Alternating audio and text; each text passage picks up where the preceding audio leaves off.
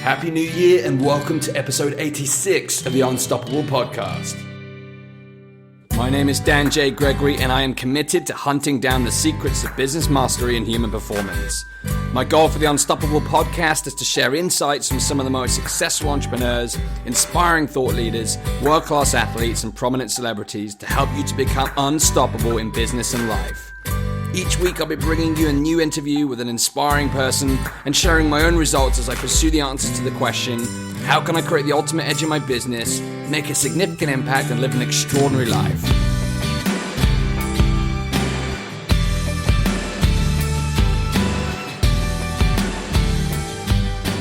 Hello, Happy New Year, and welcome to episode 86 of the Unstoppable Podcast, the very first episode of 2017. It's great to be back.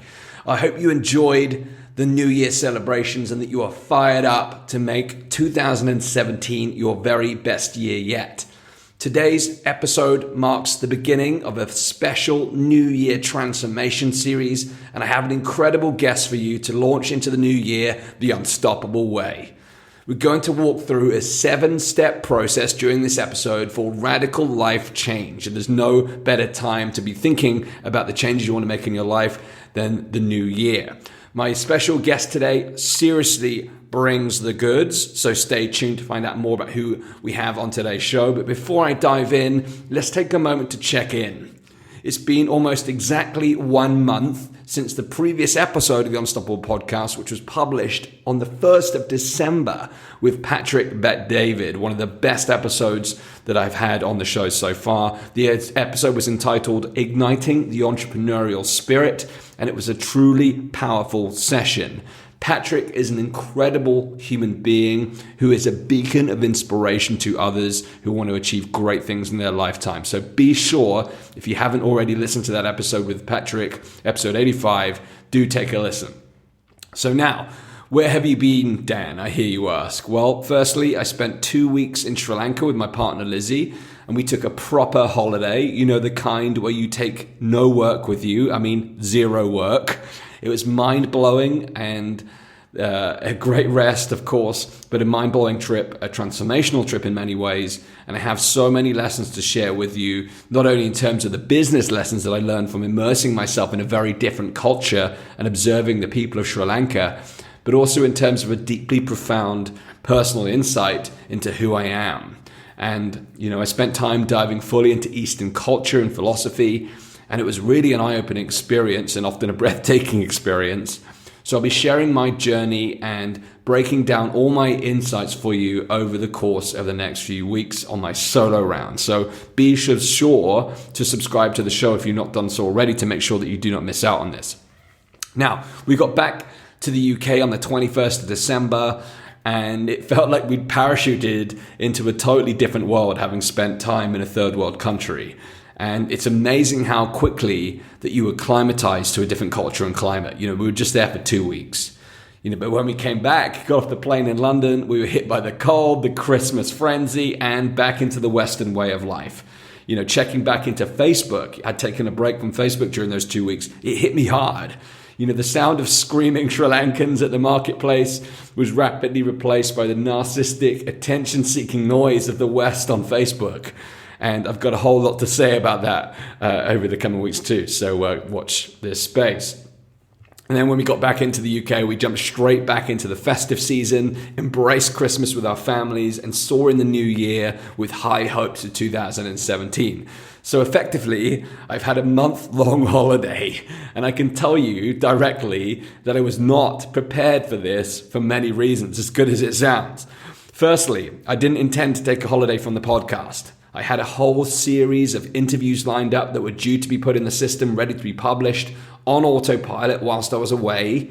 However, being one who seems to rarely make things easy for oneself, I became completely overloaded prior to the holiday. During this time, we moved house. I was building a product launch to be ready for when I came back. And of course, I still had business as usual in terms of running the podcast, my business programs, my coaching calls. So just 24 hours to go before the deadline for publishing the episodes.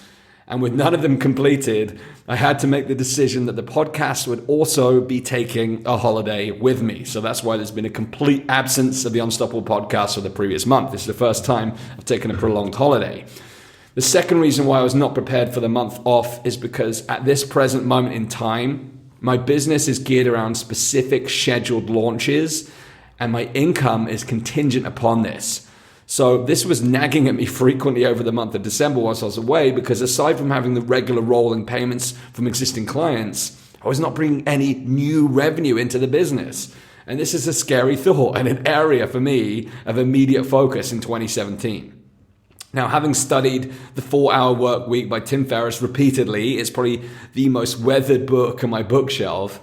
Naturally, I fell in love with the concept of mini retirements, and this 4-week holiday effectively resembled the kind of 4-hour work week style mini retirement that he describes. But I learned the hard way that these only work if the revenue continues to come in on autopilot day in, day out. If you want any sense of peace of mind, that is. So the words automated, subscription-based, and membership program will all become very important to me in 2017.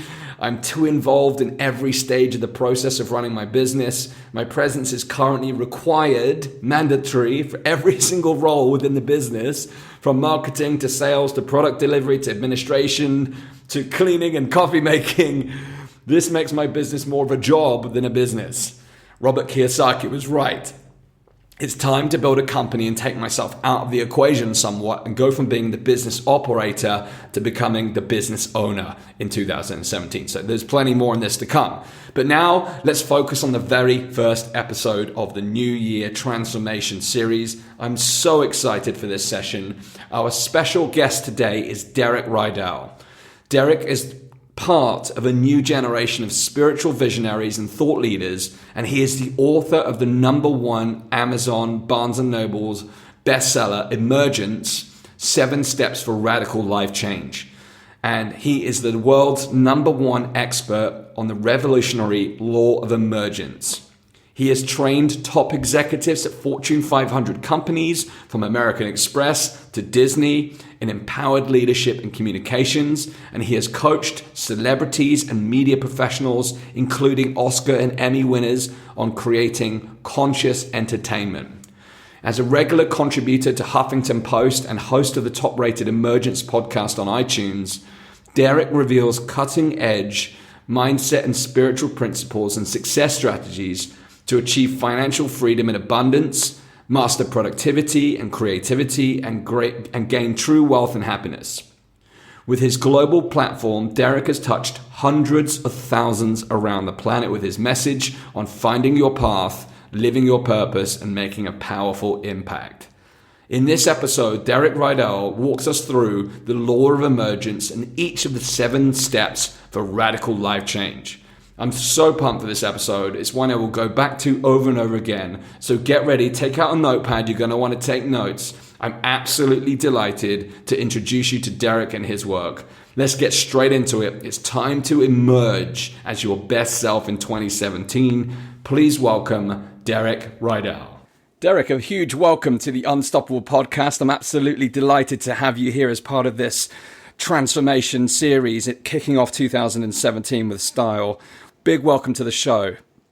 Oh, thank you, Dan. It's my true honor and pleasure to be here. I mean, I love the idea and the possibility of what it really means to be unstoppable.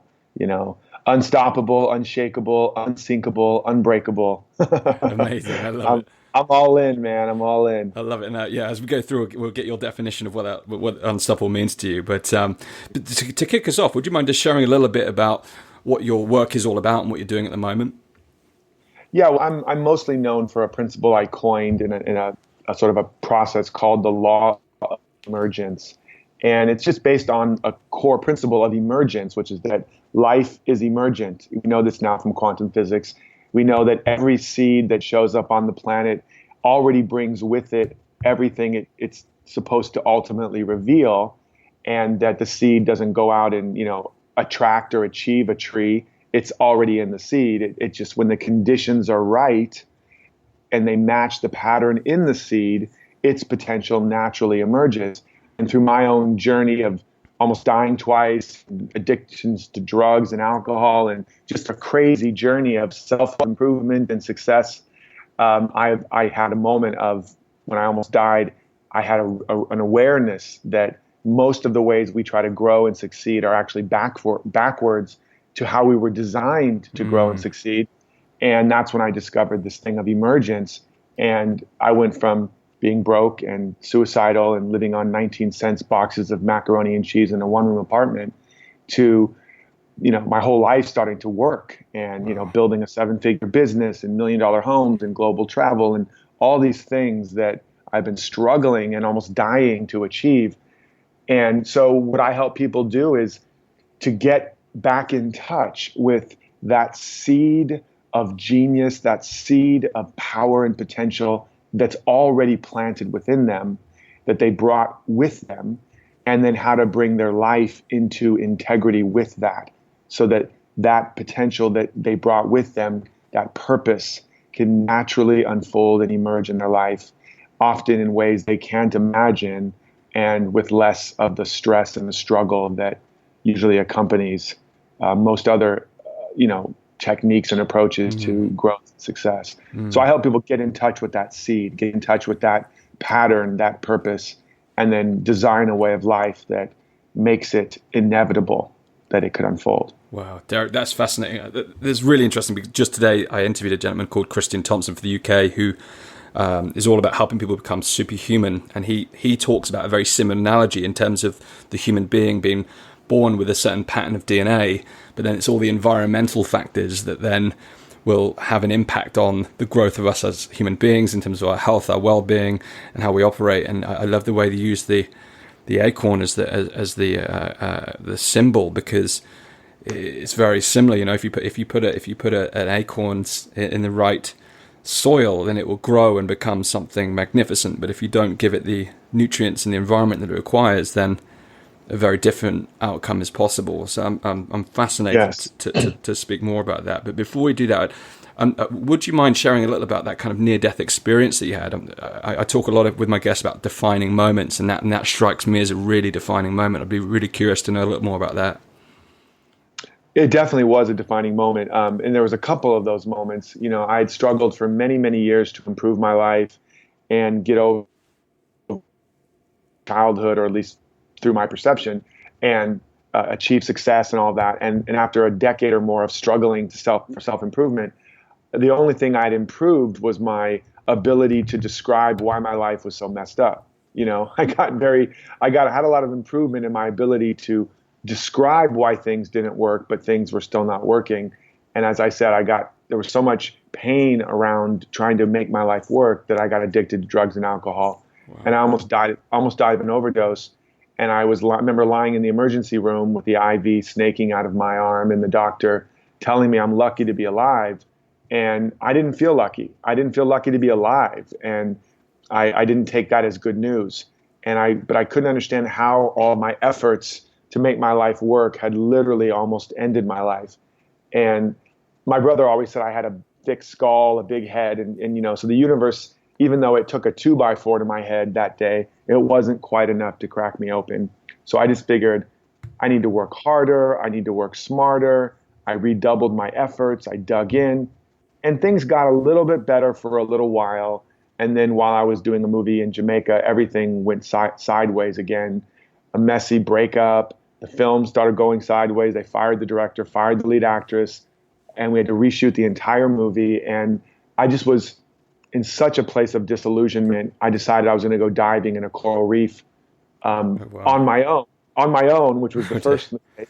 And the second mistake was I prayed to get lost from everything else. Oh, wow. And very, very quickly I got terribly lost in this coral reef and eventually trapped in a pocket of fire coral and spike coral that looked like an underwater booby-trapped tomb out of an Indiana Jones movie. Gosh. I mean, it was frightening. There was just all these rows of razor-sharp coral spikes inches from my face, my throat, my neck, my stomach, and I couldn't look up out of the water to see where I was, or my body would have been skewered. I couldn't swim down because there was no room and I would have just been skewered. I couldn't touch the sides of the wall to get any kind of balance because it was covered in fire coral that was like the equivalent of 1,000 jellyfish stings. Yeah. And if I would have touched it, I would have just, went right into those spikes, and that would have been it. I would have been chum for the sharks that were also in the water. And little, like, these sand sharks started swimming around beneath me, and I was stuck in this for a long time. And my mind went through all kinds of scenarios of how I might get saved, and eventually I ran through those. And then it went through all these unconscious patterns of self-loathing and how could I be so stupid, and and I realized all of this had always been in my unconscious, but now it was all just coming up. And to say I was in hell is an understatement. And at a certain point, I got to the end of all those tapes, and it was like there was nothing left. Like one of those old reel-to-reels where it just kind of goes off the reel and goes like. I can imagine. And there was this emptiness and this profound realization that I wasn't going to make it out of this. And all that was left for me to do was to surrender. And it wasn't, God, if you get me out of this, I promise to go to church on Sunday. I'd already tried to bargain, and the universe wasn't cutting deals. Yeah. It was a real unconditional letting go. And in that instant, something finally cracked open in me. And I saw like a vision or an awareness that this self that I've been trying to fix and improve and achieve, he was a fictional character, an amalgamation of societal pressures, peer pressures, parental fantasy, and nothing I ever would do would ever make him enough. And right behind that, there was the real me. And all I could say was that this real me had never been hurt, so he didn't need to be fixed. And he was already whole and complete, so he could not be improved upon. Wow. And it was just a flicker, a flash. And in the next moment, I was out of that pocket. And I don't know if I literally walked on water, because there was nowhere to put, I couldn't like jump, stand on anything to get out of it. But the next moment I popped out of it and was standing on the coral outside of where I could look back where I'd been stuck. And the exit was inches from me the whole time. And crazy. This labyrinth became like a metaphor, a maze, for my whole life. I'd been swimming through this maze, following all these brightly colored things, trying to distract myself from the real pain I was in, until eventually I got stuck and I was drowning and gasping for air. That was a description for my life up to that point. And I was drowning and I didn't know it. I was gasping for air and I didn't know it. And I was stuck in this maze, following every brightly colored thing to try to distract myself, and I didn't know it. And in that moment of blinding clarity, I could see it all. Wow. And everything had this luminosity to it, and everything was shimmering with energy. And I ended up pulling out of society, and I was going to become a monk. And that didn't work out too well. I tried the monk life. I was silent and fasting for the first time ever. And like 3 or 4 days into it, I freaked out, and I broke into the monk's kitchen and stole food out of the refrigerator in the middle of the night.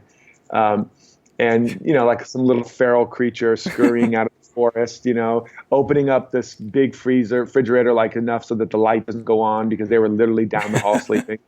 And then I just realized, the monastic life probably wasn't for me. And I cloistered myself in my apartment and went on this inner journey to understand what happened in that coral reef. What was that insight?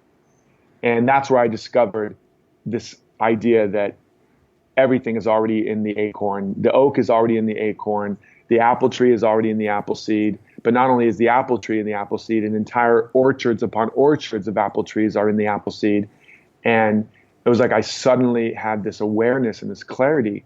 And then I went back and read old spiritual, religious, philosophical texts, the Bible, the Buddhism, all these things. And for the first time, actually understood it.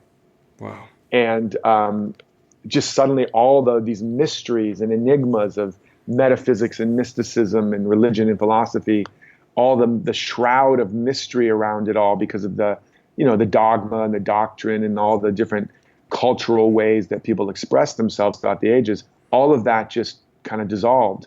And I could begin to perceive what's called the perennial teaching, wow. the teaching of truth principle. Amazing. And I could see that was universal, that all these philosophies and religions were actually teaching fundamentally the same principles for successful living. And that's when I, began my journey of sharing and teaching, and things really began to turn around. Wow, Derek, thank you for sharing that. And I think one thing I'll just say, disclaimer to the listeners, you don't have to go and follow Derek's footsteps and go and get yourself stuck in a coral, because he's going to unravel it for us today on the show, I hope, so that you don't have to have that kind of experience.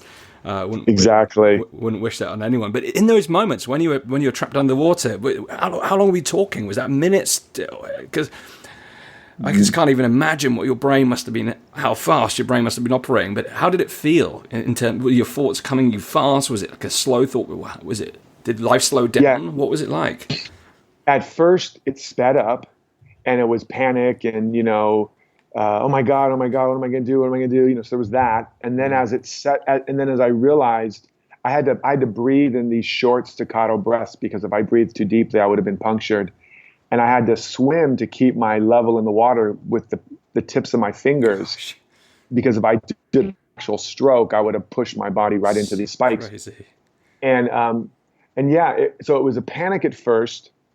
And then it was, all these thoughts started coming up, and I had flashes of like imagining I'd already drowned, and Crazy. Everybody was on the beach, and they were all sort of mourning my death as the paramedics zipped up the bag and carted me off. And I even had a moment where I envisioned that the cover of the Hollywood trade magazines would have the story, promising young actor, cut down, too short in life, and all this stuff. And so it's funny, even in my last gasp of breath, the ego was still seeking its 15 minutes of fame. Wow. And so there was kind of like the life flashing before me, right? And then there was awareness of my breath, and awareness of my heartbeat, and awareness that nobody knew I was out there, and nobody was coming to save me. And then all my scenarios and all of my tricks and everything just fell away. And there was an awareness that I wasn't going to make it. Wow. And then there was the surrender. Yeah. And then it all cracked open. During that surrender moment, did you feel like peace? What did that feel like?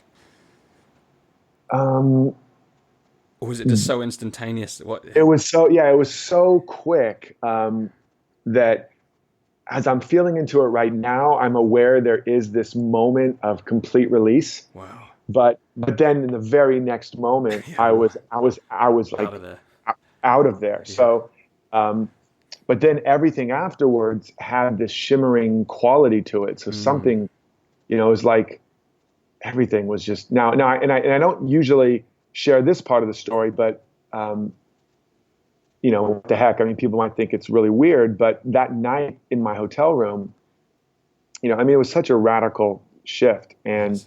I had a moment where I fell on my knees in like partly gratitude, but also just this overwhelming tidal wave of emotion that felt like it was from the depths of my being, from like all the way, all the grief I'd ever felt, all the sadness, all the parts of me that had been trying to hold everything together. The dam just broke loose. Wow.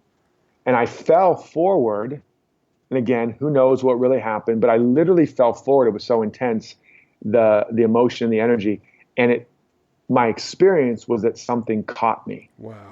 And I was literally hanging suspended, leaning forward, while in my hands kind of in the air, as if somebody was holding my hands and not letting me fall over. It was profound, man. And it just kept unfolding, after that sort of incredible release. Wow. Just insight started to unfold. And then, like I said, I, was going to go become a monk. And, it was that radical of it. I mean, I went from being, a guy that was partying all the time and to like going to be a monk. I mean, that was how big the shift was.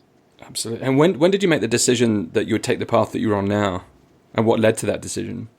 Yeah. So, then I was in my apartment. I didn't do the monk thing, but I kind of did the monk thing just in my apartment, and cut myself off from TV and news, and got rid of a lot of books and everything, and just kind of was in this space of introspection for quite a long time. And as I emerged out of that, I dabbled in various things, and something I didn't realize how it would all support me, but I got involved in a variety of entrepreneurial, efforts, creative Yes. endeavors, as a screenwriter, as maybe still checking out the acting thing, as a multi-level marketer. I was suddenly just drawn in all these different directions, Yeah.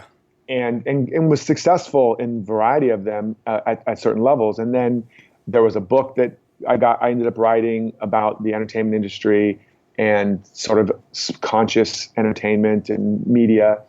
And then that led to some consulting stuff. And then that led to me beginning to do my first online kind of build out of what that might look like, teaching courses and stuff. Wow. And some of that worked and a lot of it failed. And I was doing my multi-level marketing thing, and then I got good at, and I learned how to get up and speak and teach and sell, and that started to succeed. But then, so like all these little pieces, Mm-hmm. and then as I did that, as I honored and went for it fully, little bit by little bit, those pieces fell away, and the real vision of what I was supposed to do got clearer and clearer and clearer. And then I saw that everything I'd learned in all these strange zigzaggy journey was all going to be used for the bigger mission. Absolutely. All those little dead ends and blind alleys, or so they seemed, were developing capacities and skills and abilities in me, and also showing me a lot of places where I was stuck, where I had limited beliefs, where I hated sales and marketing because I had so much judgment about it. And it showed the underlying kind of shadows and values conflicts and all these things. And I got to work on all of that along the way. And then eventually it all coalesced. Wow. As I began to teach. And I was practicing these principles of emergence, but not teaching them necessarily. Yes. Until I started to see a lot of results. And then it all kind of congealed around the vision that I'm now doing, today. Absolutely. Well, thank you for sharing that, because I think the one thing I take from that is that, and I'm so pleased you shared those parts of the journey, because I'm working with a small group of entrepreneurs right now, and there's this, I don't even know if it's a real term, but I call it the fear of permanence, and that what you're doing right now and the decisions you're making right now, people have this false sense that once they make that decision that cuts off everything for life. They feel like Right. that's who they're going to be, and without realizing that it's just part of the journey, and it one step will lead to another, and if you pivot, then you'll pivot again, and you'll pivot again, and eventually, as you've discovered, you will emerge on the path that is your true north. You will find that path.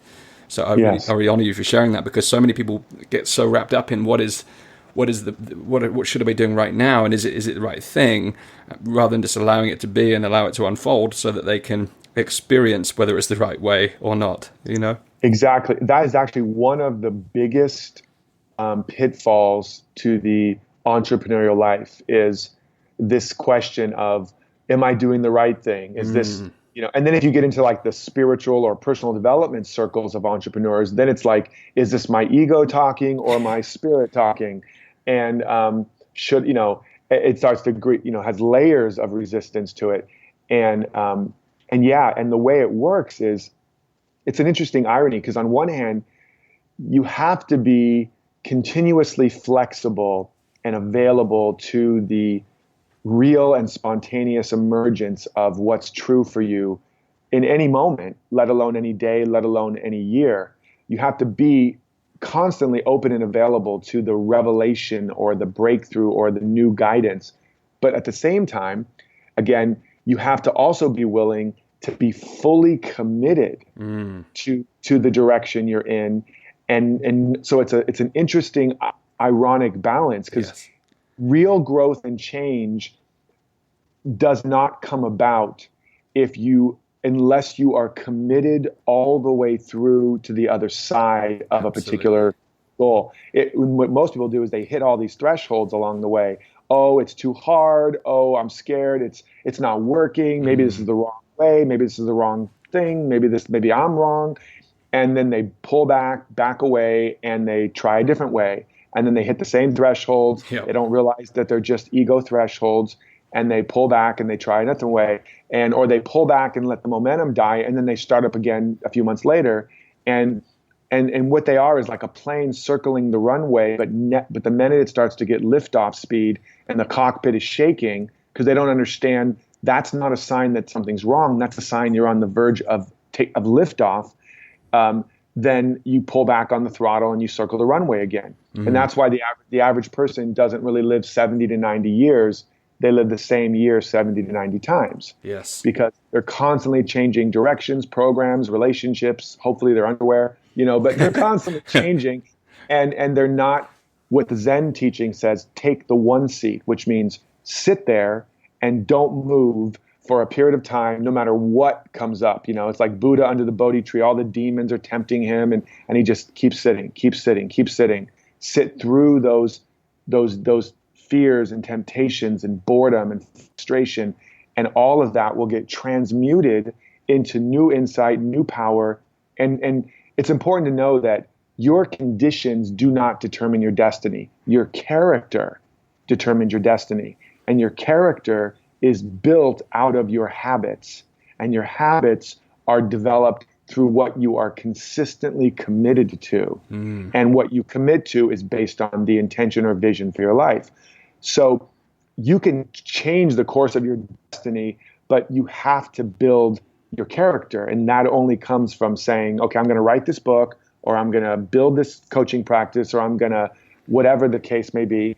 And I'm inspired, and I feel it, and I want it, and now I'm going to commit to it, and I'm going to give myself a period of time, 6 months, 12 months, 18 months, and I'm going to do everything I need to get to that result. Absolutely. No matter what. During this period of time, no matter what, I'm not going to stop. And that's scary to people. Yeah. And it brings up all these shadows and things, But when I decided to do that, because I was guilty of this, believe me. I can only speak with it from passion and authority because I really, really understand that pattern. Yes. I was always I was that guy, following the brightly colored objects. And when I finally caught this principle that I was circling the runway and never getting liftoff speed, I made this commitment. I'm going to focus on this. I'm not going to stop with this law of emergence thing. I'm choosing this path, and I'm going to stay on it for the next 18 months, no matter what. Awesome. And I hit all those thresholds, and then, things began to break through finally, and I got real momentum and real progress. Wow. I think this is going to lead us nicely into kind of describing law of emergence, but I love the analogy of the plane. Again, I've used that analogy myself in terms of, are you on the wrong flight to the wrong destination, or are you just afraid of the turbulence? Because if your flight is heading the right way, you've got to expect the turbulence and just ride it out, because you will reach the right destination. But if you're feeling uncomfortable because you realize you've boarded the wrong plane and you're heading the wrong way, then that's a different thing. But if you're just feeling tension because the plane is shaking and you're in that tough zone, you're feeling resistance, you just got to go through it, because you will come out the other side and you will reach the destination.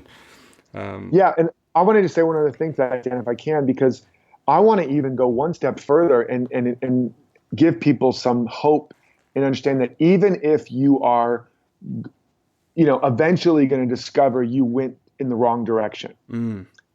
If you have given yourself a significant or a sufficient period of commitment, even if you write the wrong book or build the wrong product, or, if you are all in and you really do the work to be committed and to also acknowledge everything that's coming up, because the only way that you can really transform and make real progress is commitment. Absolutely. And then it creates this mandala, this context or container where like a pressure cooker, where something can really start cooking. If you keep having all these leaks in the pressure cooker, or you keep opening the lid to see if it's working, then it will never cook. Yeah. And so what happens is, if you're really in your sincere intention and you're really doing it, even if you end up ultimately the wrong thing, like for me, multi-level marketing was not the right thing. For me, some of the consulting things I built were not the right thing, but because I committed and stayed the course, yes, I developed some capacity in my character, resilience, stamina, stick-to-itiveness. I broke through my fears and lack of confidence and grew self-esteem. You can't build self-esteem or self-worth unless you are making and keeping commitments. I love It's that. impossible. Yeah, and you're right. So, I think that's the kind of piece I was referring to in terms of that fear of permanence, because if you stay on the plane, when the plane lands, you can ultimately get on another plane if it wasn't the right place. You just got to get to the destination first, you know. And then if you've taken the wrong airline, you can get back on another plane and go somewhere else.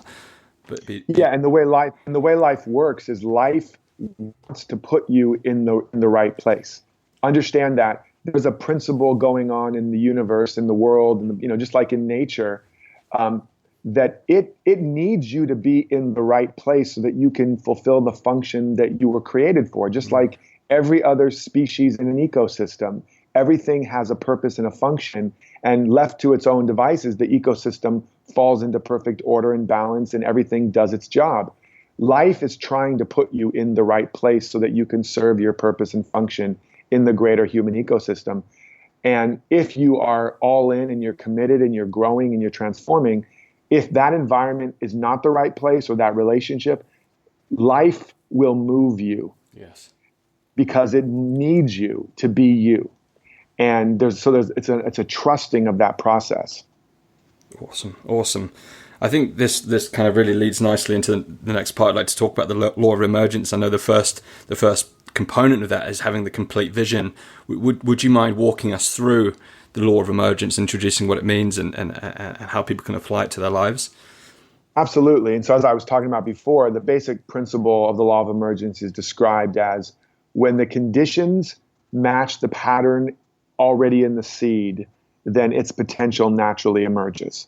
So we see that everywhere in nature, and we understand in quantum physics the same thing applies. It's a field of infinite ideas or patterns or potential, what Plato called the realm of perfect forms. So there's a quantum field of ideas, patterns, etc. And through the observer effect, which means through observation, intention, focus, we collapse the field of infinite possibilities into a specific actuality called experience, called a creation of some form. So the same principle we see in nature, we see in quantum physics, and it basically boils down to that there's already an idea, a pattern, a purpose, a potential planted within you. And when you create the congruent conditions for that, your life starts to naturally emerge. And that's what, step one in what I call the emergineering process, which is about engineering your emergence, is you have to have a vision. You have to see clearly where you want to go. Now, you don't have to see it in complete, total, every detail of it, but you have to have a passionate direction. And because if you don't know where you're going, every road will take you there and you'll be lost. And if you're not living your purpose, you are living someone else's, believe me. Your parents, the society, whatever. And so you got to get anchored in that seed of potential that's already in you. And I walk people through, maybe we'll talk about it very specifically, how to tap into and discover what is that seed. And I have a particular ability in a matter of minutes to help people discover that when they might have been struggling their whole life to understand it. But so there's that. And then once you know what the seed is, just like a gardener or a farmer, once they know what the seed is, they know what conditions to cultivate. So now you know what the seed is. Now you begin to design a way of life that brings you increasingly into harmony or integrity with that seed. So that means, for example, on a very basic level, if part of your seed, part of your potential is to have a life of abundance, and you know that if you have a deep desire for abundance, then you have to look at your thinking, your conversations, your actions, your relationships, your environment, and ask very honestly, are these the thoughts, the feelings, the words, and the actions, and the relationships and the environment of a person who is really, really abundant? Or are my thoughts, feelings, words, actions, relationships more in integrity with a person who is struggling or who is in lack or who is trying to get abundance? You see, there's a very big difference. Yeah. And most of our lives are by default, not by design. Most of our lives are built to protect us. They're built to not get hurt, to not lose out, to not go broke, to not fail.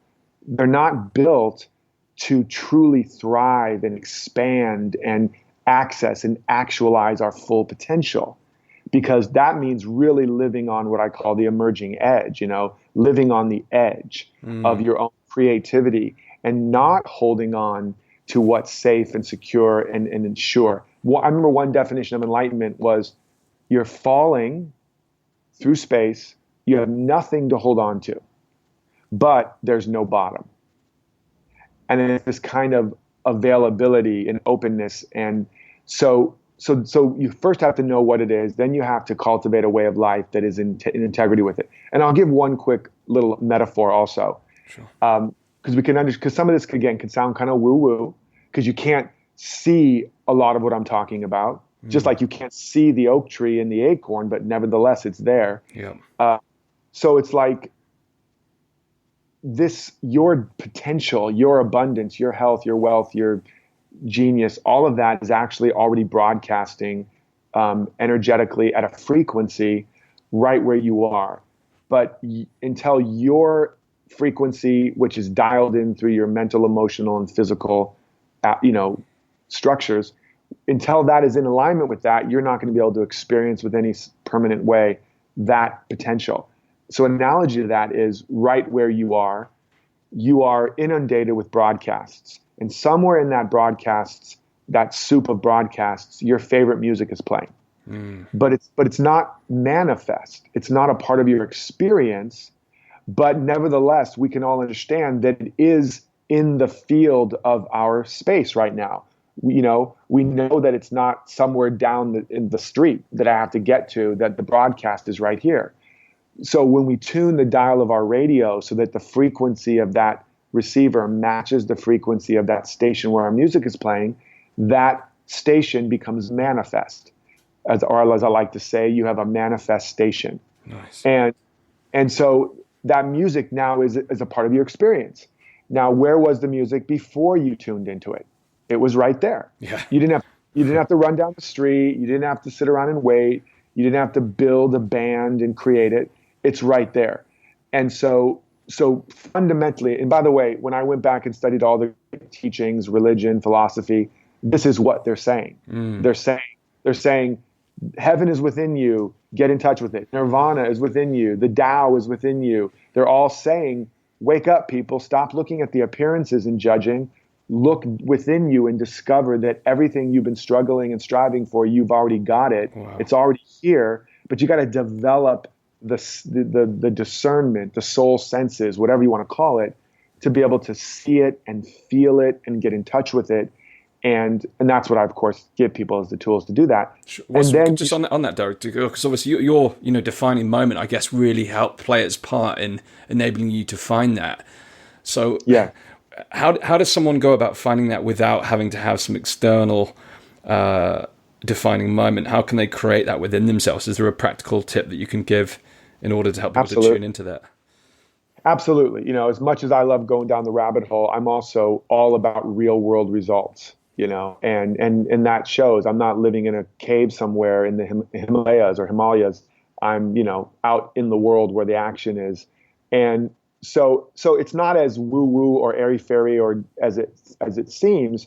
There's some very basic tools that most of you have probably heard of and even used, but maybe use them in a context of separation instead of unity.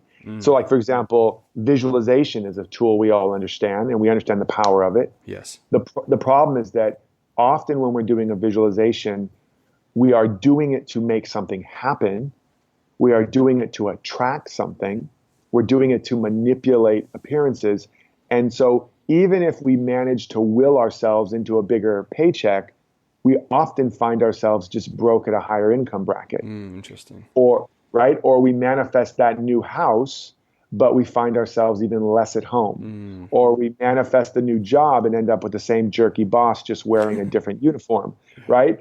And on it goes. Why? Because we've used this to manipulate things, but the sense of lack, separation, limitation, we bring it with us. And in fact, we tend to magnify it. So, but if you use visualization as one of the tools to begin to visualize your ideal life and feel what it feels like to be living that life, I break it down into the 3 pillars of actualizing your true potential. feeling, being, and doing. And so there's feeling qualities, like you might visualize yourself with a thriving business venture and all the ways that impacts your life and your family, et cetera. And it makes you feel joyful and it makes you feel powerful. And so then you write down those feeling qualities, because those are real. Those qualities are the real activation of your potential and are literally the substance of your future experience. But the image that you're holding on to may or may not be true, as we already talked about. Yeah. It may not be true that you're supposed to be whatever you're imagining right now. But the feeling of it is real and you cannot go wrong. That is your real potential being activated. So you write that down. Then you also notice, who am I being in this vision? So you're imagining your best case scenario, the best thing you can imagine in your life.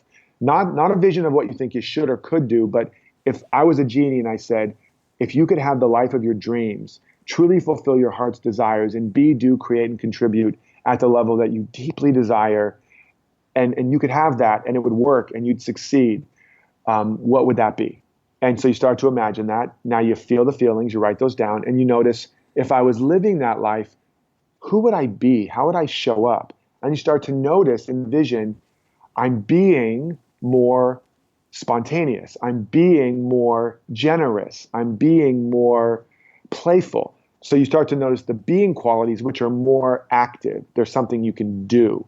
So I'm feeling more joy and I'm being more playful, just as an example, right? Yes. So now you have a quality of feeling and a quality of being. And you also might notice, what am I doing? And I don't just mean the one and done kind of doing, but like on a daily, weekly, regular basis in this new life, what are my habits of doing? So for example, let's say your big vision is you're a successful author, and you notice, I'm writing every day, or I'm exercising every day, or I'm, whatever. And you notice there's a series of doings, of habits that are part of the life design that you're living in that vision. So now you write that down. So now you've got a set of feeling qualities, being qualities, and a set of habits or doings. And now here's the most magnificent part. You don't have to wait for that vision to come true to begin to feel, be, and do, and be the person you're meant to be now. Not only do you not have to wait, but if you wait, you will forever keep that vision in the future, because whatever you're waiting for, you're waiting with, and you're weighing it down. And Emergence is the ultimate weight loss program. Nice. WAIT. Yes. And so, because life doesn't happen to you, it happens through you. Whatever's missing is what you're not generating, what you're not getting. Wow. If you want something new to come into your life, you have to let something new come out of you. So it's a complete reversal. Remember, everything emerges out of the seed. It doesn't come to the seed. The oak doesn't show up and start attaching itself to a seed. So now feeling, being, doing. Now we get into the engineering part. So you go, okay, people, places, activities, and objects. That's your categories. People, places, activities, and objects. You go, okay, we're just working on a simple level. You take the quality of joy. What people, when I'm around, activate joy in me? Whether it's virtually, like listening to a call like this or a podcast, or literally being in Joe's presence or Susan's presence. What are the people? Nice. And you'll start to notice, when I'm with Joe or Susan, I feel so much more joy. And then you'll also notice you're not hanging around with them very often or as much as you want because you have certain excuses why you can't. Then you go, what are the places that when I'm in those places, it activates joy? And so you notice when I'm outdoors, when I'm hiking, or when I'm in a movie or at a museum, whatever it is. Or it could be a place in your home. Like when I'm sitting in this spot looking out over the garden, I feel joy. Amazing. Then you notice, what are the activities that bring you joy, that activate joy? And you might notice, well, when I'm singing, but that's so impractical. I got to get busy, man. I got to get my job going. But you notice when I am just singing, or when I put on some music and just dance, or when I, whatever, you'll notice there's activities that activate that quality. Yes. Right? And then objects. These are objects of the sense. So like sounds, smells, visuals, certain pictures, paintings, knickknacks, scents like the smell of fresh baked bread or fresh cut grass or a particular song or whatever. Those are objects of the sense. Now you start to engineer these things back into your life as a way of life. And you also notice what are the people, places, objects, and activities that muffle or suppress or deactivate my joy. Mm. And you start to engineer them out as much as you can. There's another level to which where you can't just leave that job or kick your family members out of your life. How do you activate and bring more joy or whatever the quality is to that relationship? But initially, you might have to spend a little less time and have a little less conversations with those people that are not activating the qualities that are congruent with your higher vision. Mm. And so because you want to start having the conversations that are high-minded, that are about the vision and only. If you want more abundance in your life, but you're sitting around the water cooler talking about how bad the economy is, you are out of integrity with your soul. You are out of integrity with your vision. Totally. So that's the engineering part of our life. And you just start simple. Don't try to completely remodel your life in a day or a week, because you'll bump so hard up against your threshold that you won't be able to sustain it. And this is about building new habits of thinking, feeling, and being, so that ultimately becomes a permanent part of your life design. So you have the feeling, then you look at the being and you go, okay, we talked about playful maybe. So you look at your life now and you go, what would it look like for me to be more playful? If I was to be more playful in my life right now, what would that look like? Or maybe it's at your job or with your business or in a relationship. If you sincerely sit with that question, you will start to get guidance on where the quality of playfulness or whatever it is, generosity, where that's actually trying to emerge. It's been knocking on the door, but you've continued to go to the door, look to the people and say, no, I'm too busy. I can't deal with you today. But it's been trying to come out. That quality has been trying to break out. Now you're consciously courting it and you're consciously activating it. So you start bringing the play to your job, to your business in unique ways. And then finally, the doings. You notice, I exercise 3 times a week in this vision. I'm writing on a regular basis. I'm, going out and connecting with people and you start to then literally put that on your calendar. Every day I'm going to write X amount of words or pages. Every day I'm going to exercise X amount of minutes. And you start building the habits of the kind of person you would be if you were already living your dream life. And you put all that together, and that is the emergeneering process, wow. Or at least the basis of it, the first part of it. Yes. The first three levels, which is see the completed vision, cultivate the congruent conditions, and create the quantum plan. Awesome. So you put all that together, and now you have the foundation of really regaining control over the momentum of your life. Because this is natural to a child. The child naturally gravitates towards the people, places, things, and activities that are in integrity with the child's own emerging potential. And then parents and authorities and teachers condition the child out of their natural ability to do that. Yep. And teach a child to move towards the people, places, things, and activities that will make you feel valid and worthy and safe and secure and loved. And now you lose track of your inner compass. And you get what we get now, where people are running around trying to appease and control and manipulate and not get hurt. So now we're going to take back control of the natural process of growth. And really miracles can happen when you start to do that. Wow. I want to thank you for sharing some of the practical steps there as well. As part of this transformation series, there's real steps that people can go through just from listening to this episode. So I'd encourage everyone listening to take the time to go back and get out your notepad and go through that exercise that will set your year up for absolute, whatever it is you're looking to bring into your life. Those steps alone will help you create a radical shift in your life this year.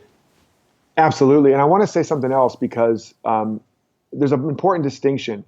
From the only thing anybody is ever really going after is a feeling, is a state of being. Whether you think it's money, relationships, jobs, if you scratch the surface of that, you'll see it's because I want to feel a certain way, like this old Zen parable where the guy comes up to a Zen farmer and says, can I have a job.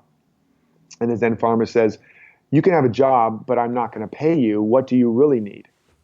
Or what do you really want? And the man's like, okay, well, I need the money because, that's what I need. So can I have some money? And the Zen farmer's like, well, I'll give you the money, but you can't spend it. What do you really need? And he's like, well, I need the money to buy food. Oh, okay, I'll give you some food, but you can't eat it. What do you really need? And the guy's like, well, I need to eat the food so that, I'll be able to know that I'm okay. So I won't have to be afraid of starving. And he finally got down to what I really want, what I really am craving, what I'm really hungry for is to feel that I'm okay, that I'm enough, that I'm safe, so that I can finally relax and feel peace and feel connection and feel joy and feel freedom. And the master goes, yes, that is what you really need, is that deeper connection, that feeling of peace and freedom. Unfortunately, I can't give that to you because you've already got it. Wow. So when you keep breaking it down, you see that's all we're really going after. You look at the throngs of the masses on the city streets, they're all going after a state ultimately of connection, of freedom, of peace. And the good news is that that's a complete inside job. What we've been conditioned into believing is that we have to purchase our peace and our freedom through some outer condition. So why am I saying all this?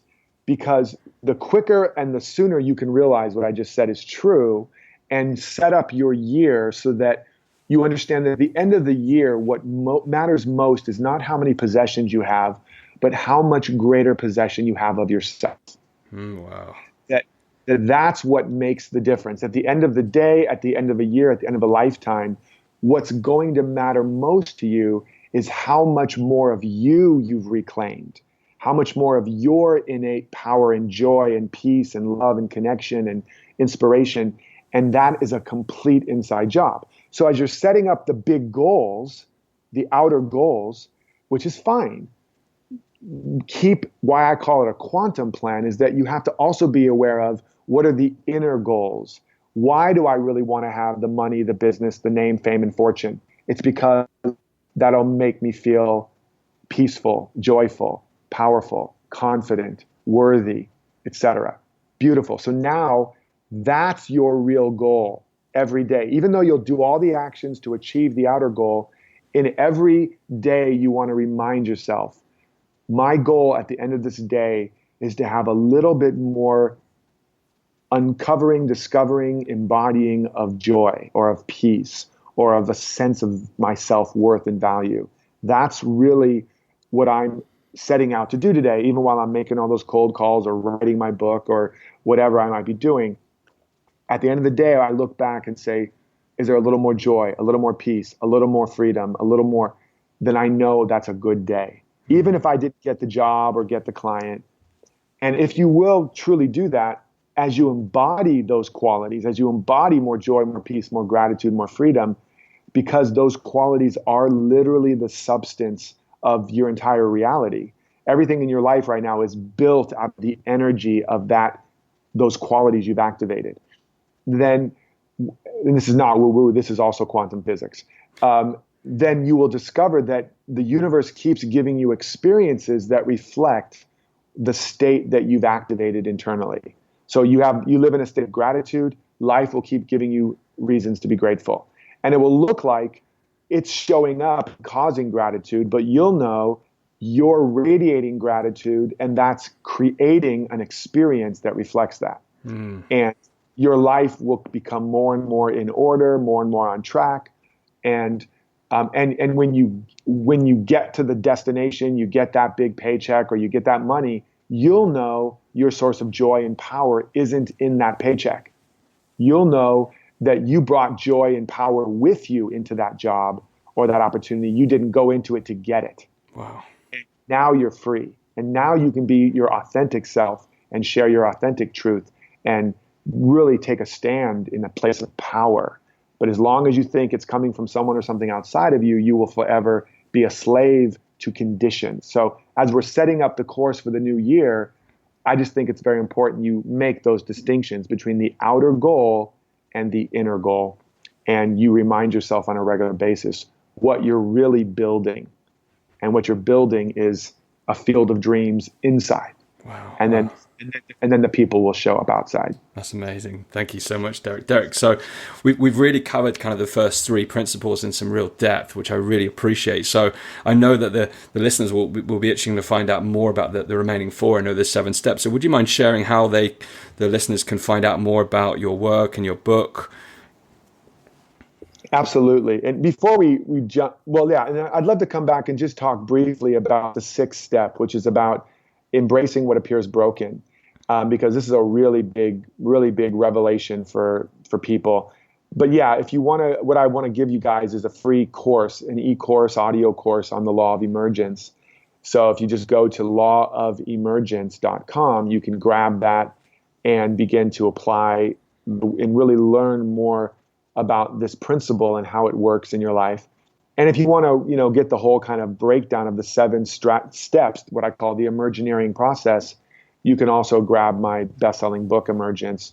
And if you can get that where books are sold, or if you go to myemergencebook.com, you can get a copy through that. And then I'm going to give you about $1,500 to $1,800 in additional programs and bonus coaching, so you can really get the support you need to get real-world results. And then finally, I also have a podcast. It's just called Emergence. And you can get dozens of trainings on how to apply this in various ways in your life.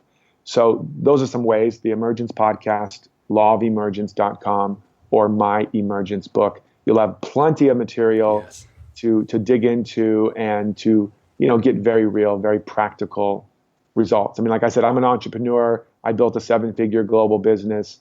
This is very practical. It's not just about philosophizing. Although, as you can tell, I love to do that too. Mm-hmm. You said you wanted to touch briefly on the sixth part, did you? Yeah. So just briefly, it's important because a lot of people are struggling. They're struggling financially. They're struggling emotionally. We all have our challenges, and the way we've been conditioned around self-improvement and success strategies has often been that I need to get rid of all the bad stuff. I need to get rid of all the hard parts. I need to get rid of that part of me that's greedy, stingy, selfish, angry, sad, mad, whatever, and replace it with happy, powerful, confident, turn that frown upside down, all of that kind of belief. And what's important to understand is that that's actually an act of violence to try to cut those parts of you out or repress them or deny them or ignore them. It's akin to the soil that makes up all of the basically is the ground of all creation on this earth. What is the soil made of? It's made of everything that has died and rotted and decayed. So the soil is literally dark, dank, smelly, dirty, yucky substance of everything that has died. I mean, it's the most horrible idea to imagine, and yet that is the very foundation of all life on this planet. So if a seed tried to grow the way we've learned, it would, pray away, affirm away, or just blow away all the dirt. And then it would stand in a reality where there's no dirt in sight, where it's clean and clear, and it would be triumphant. I've done it. I've gotten rid of all the dark, dirty, yucky parts of life. And the sun would come out and shine its light and burn that seed to a crisp. So thankfully, the seed doesn't get rid of all the dirt. It buries itself in it. And it turns it not into a tomb, but into a womb. Wow. And now the light shines and it activates all of that that's in the darkness. And the seed begins to grow. But how does the seed grow? It doesn't just grow up to the light. It grows down, down, down into the dark.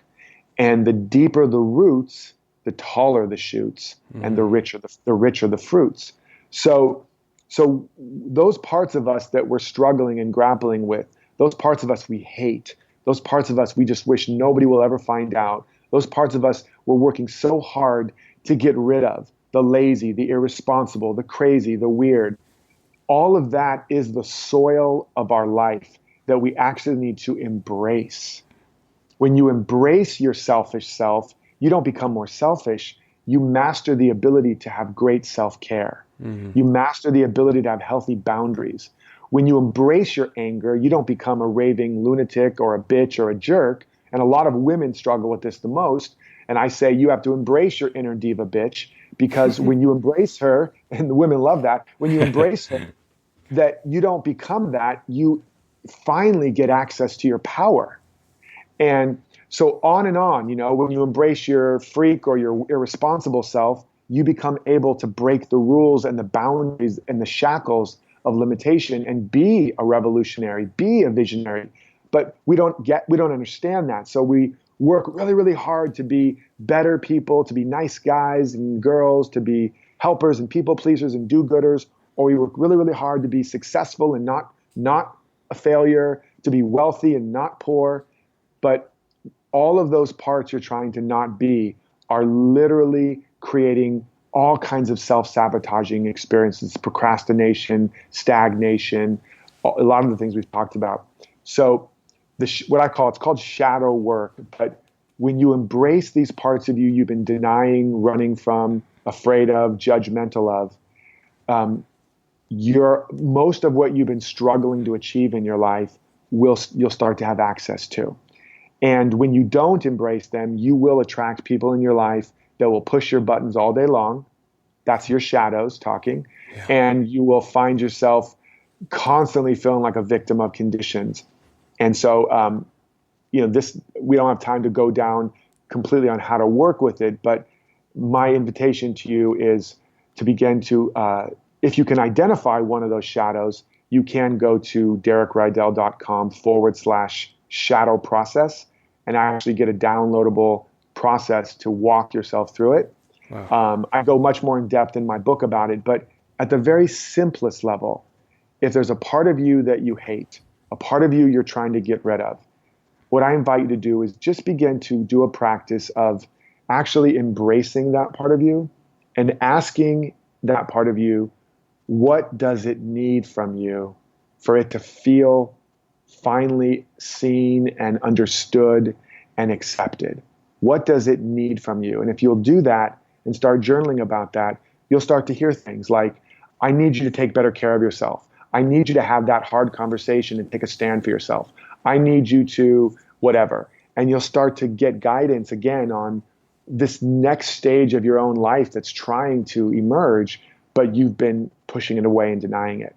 So this is one of the most transformative aspects of emergence that I've watched lifelong struggles and challenges go away in a matter of sometimes in minutes if the realization happens, but it's a radical reversal of a lot of the stuff because we're using so much energy to resist and repress these parts of us. And when you get them embraced, all of that energy becomes available to create and to produce and to succeed. And so I hope you guys will check that out. And I hope that supports you in learning how to love and accept and embrace all of you and discover that there's all kinds of gold and riches waiting for you there. Incredible, Derek. I've got one final question for you to end the show. I ask every single guest, what does being unstoppable mean to you? Yeah, so to me, being unstoppable is so much about what we've been talking about. It means being more anchored, the locus of power anchored within you, being no longer leaning on resources, but leaning on the source. And the source of all power, all creation, everything you could ever need is in you. And the more you are anchored in that, no matter what happens in the world, you cannot be stopped. No matter the economy turns sideways, the relationship, whatever, because you're no longer getting your power from the world. You're no longer getting your validation from the world. You're getting it from the only place it ever really existed, within yourself. And you become unshakable, unbreakable, unsinkable, and unstoppable. Wow. Derek, thank you so much for sharing the law of emergence and your story and kindly sharing all the gifts that you shared with the audience today. I believe you are truly unstoppable. I want to thank you from the bottom of my heart for your time here today and to kick off the transformation series this January. So thank you so much for sharing so openly and being so authentic and vulnerable. I really appreciate that, Derek.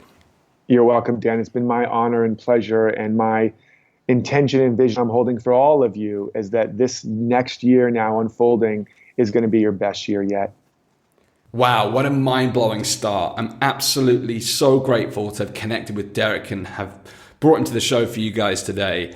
I want to say a personal thank you to Joan Ward, who introduced me to Derek and his work and also connected me with his team. So thank you, Joan. If you would like to bring a specific guest to the show, then please do get in touch. You can email me through the contact form on danjgregory.com. I do welcome introductions and referrals from all of my listeners to the show. In addition, I want to make this the most impactful podcast in the personal development industry in 2017. So I truly welcome your feedback. What would you like to hear more of? What would you like me to add or take away? Please do get involved, and together we can build a powerful community of unstoppable entrepreneurs around the world. Now, I'm sure your eyes are firmly turned to 2017. We are here, we're underway. And before we finish up today, I want to make an important confession. It's already the 5th of January at the time of recording, and I haven't set my goals for the new year yet, at least not concretely. Shock. I want to be very clear that this is absolutely not the unstoppable way. I do pride myself on being ready well in advance of the new year, but this year I'm way behind. However, I'm not going to stress about it. It's happened. And if you think logically about the transition between one year and the next, it's not really any different from transitioning from one day to the next. It's just that we use a year to arbitrarily measure and track our performance on a 365-day scale. But that is the way we do it. So with all this said, I don't want to go into this year unprepared. So the fact that I'm feeling unprepared at the minute is challenging for me. So I will be spending time this weekend to turn this around fast and get ready for the next 90 days, getting totally clear on my commitments for 2017. This is the unstoppable way, turning it around fast, recognizing that the challenge is in place and overcoming it effectively with minimal fuss. So if you are also not yet fully prepared for the year, don't sweat it. Tune in on Monday, where I will be sharing a simple process that will give you a unique perspective on how to make 2017 your best year yet.